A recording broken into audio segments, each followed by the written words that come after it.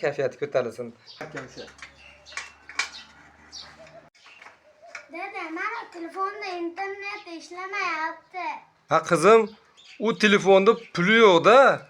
Pul solsak internet ishlaydi-da. Meni pulim bor edi.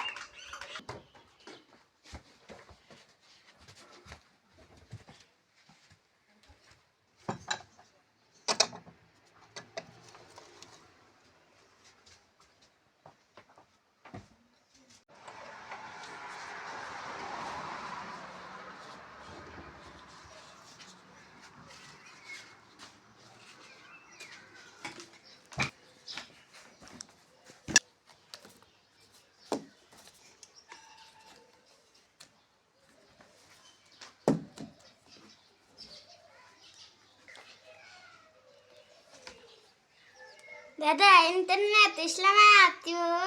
Aytdim-ku qizim, unga pul solish kerak. Pul solmasa ishlamaydi. Pul soldim. Mana. Ye. Ha, etiga solmaydi pulni.